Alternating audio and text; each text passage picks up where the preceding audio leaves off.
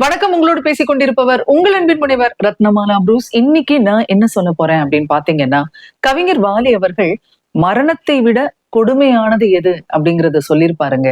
அது என்ன அப்படிங்கறத நான் சொல்றேன். மரணத்தை விட கொடுமையானது உலகத்துல இருக்குமா அப்படின்னு நீங்க கேட்கலாம். அவர் என்ன சொல்றாரு அப்படிங்கறத சொல்றேன். அதுக்கப்புறம் நீங்களே யோசிச்சு பாருங்க. இந்த கடிதம் கொண்டு வரும் பையனிடம் 20 30 கொடுத்து அனுப்பினால் நலமாயிருக்கும். இப்படி ஒரு கடிதத்தோடு என் வீட்டுக்கு ஒரு பையன் வரும்போதெல்லாம் எனக்கு வியர்த்து கொட்டும். ஏன்னா அந்த கடிதத்தை கொடுத்து அனுப்புறவர் அப்படி வாழ்ந்தவர், பெரிய எழுத்தாளர். அவருக்கா இந்த கொடுமை அப்படின்னு சொல்லிட்டு கவிஞர் வாலி நினைச்சுப்பாராம். அவர் யாருங்கிறத நான் கடைசியில சொல்றேன். அடுத்ததா கவிஞர் வாலி சொல்றாரு, அவர் எம்எஸ்வி கூட கம்போசிங்ல இருந்திருக்காருங்க. கம்பெனி மாடியில ஒரு நடிகர் இருந்திருக்காரு. ஹாய் வாலி அப்படின்னு சொல்லிட்டு அவர் இறங்கி வராராம். வந்துட்டு வாலிட்ட சொல்றாராம், வாலி உன்னோட டிரைவர் கிட்ட சொல்லி எனக்கு பர்க்லி சிகரெட் பாக்கெட் ஒண்ணு வாங்கி கொடு. என்னால என்னோட பிராண்ட் அந்த 555 பிராண்ட் இப்ப வாங்க முடியல அப்படின்னு சொன்னாராம். எவ்வளவு பெரிய நடிகர்! சிவாஜி எம்ஜிஆர் படங்கள்ல அவங்கள விட அதிக சம்பளம் வாங்கினவர்.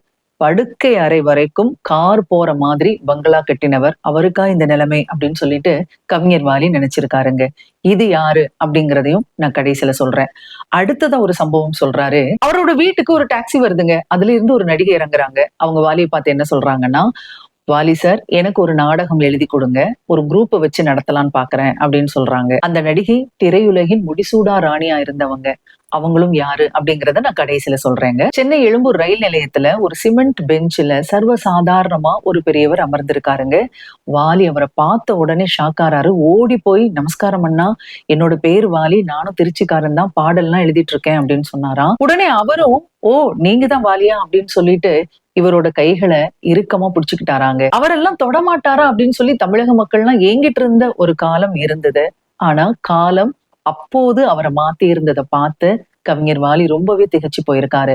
இப்ப 4 பேரை நான் சொல்லியிருக்கேங்க. முதல் சம்பவத்துல கடிதம் கொடுத்து ரூபா கேட்டிருந்தாரு பாருங்க. அவர் யாரு அப்படின்னு சொன்னா, கண்ணகிக்கு உயிர் கொடுத்த உலக புகழ் பெற்ற உரையாடல்களை எழுதிய திரு இளங்கோவன் அவர்கள். இரண்டாவது சம்பவத்துல, அதாவது மாடியில இருந்து கீழே இறங்கி, ஹாய் வாலி, எனக்கு சிகரெட் பாக்கெட் வேணும் அப்படின்னு கேட்டாரு பாருங்க.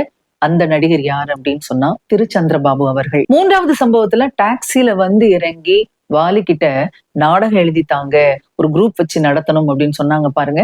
அவங்க யாரு அப்படின்னு சொன்னா நடிகையர் திலகம் சாவித்ரி. ரொம்ப கொடுமை இல்லையா? அடுத்தது பாத்தீங்கன்னா 4வது சம்பவத்துல இடம்பெறுபவர் MKT அப்படின்னு சொல்லி அழைக்கப்படக்கூடிய தியாகராஜ பாகவதர். ஒரு காலத்துல தமிழ் சினிமால சூப்பர் ஸ்டாரா இருந்தவருங்க. ஆக அந்த 4 பேர் யாரு அப்படின்னு சொன்னா திரு இளங்கோவன், திரு சந்திரபாபு, திருமதி சாவித்ரி மற்றும் திரு தியாகராஜ பாகவதர். இவங்க 4 பேரும் தான். வாலி சொல்றாரு, மரணத்தை விட கொடூரமானது இப்படி வாழ்ந்து கெட்டவர்களின் வாழ்க்கை அப்படின்னு சொல்லி அழகா முடிக்கிறாரு. அது மட்டும் இல்ல, இவங்களை விடலாம் நான் மேலானவனா அப்படின்னு சொல்லிட்டு கேட்டிருப்பாருங்க கவிஞர் வாலி. அத்தோட சொல்றாரு, நான் நான் இல்லாமல் வாழ பயின்றேன் அப்படின்னு சொல்றாரு இவங்களுடைய வாழ்க்கையை பார்த்து. மரணம் தான் விடுதலையோ அப்படின்னு நினைக்கிற அளவுக்கு சில நேரம் வாழ்க்கை மனிதர்களை விரட்டத்தான் செய்யுது. ஆக நம்ம இதுல இருந்து என்ன கத்துக்கணும் அப்படின்னு சொன்னா, வாழ்க்கை என்பது நிலையானது கிடையாது. வாலி சொன்ன மாதிரி மரணத்தை விட கொடூரமானது நல்லா வாழ்ந்துட்டு அதுக்கப்புறம் அந்த வாழ்க்கையே தொடர முடியாதப்போ ஏற்படக்கூடிய நிலைதான். ஆகவே வாழக்கூடிய இந்த வாழ்க்கையில என்ன செய்யணும் அப்படின்னு சொன்னா, மத்தவங்க மனசு புண்படாத அளவுக்கு வாழ்ந்துட்டு போனாலே போதும் இல்லையா? சரி, மீண்டும் மற்றொரு தகவலோடு உங்களை சந்திக்கிறேன். அதுவரையில் உங்களிடத்திலிருந்து விடைபெற்றுக் கொள்பவர் உங்கள் அன்பின் முனைவர் ரத்னமாலா புரூஸ். தொடர்ந்து இணைந்திருங்கள். இது உங்கள் தமிழோசை FM. இது 8 திக்கும் எதிரொலிக்கட்டும்.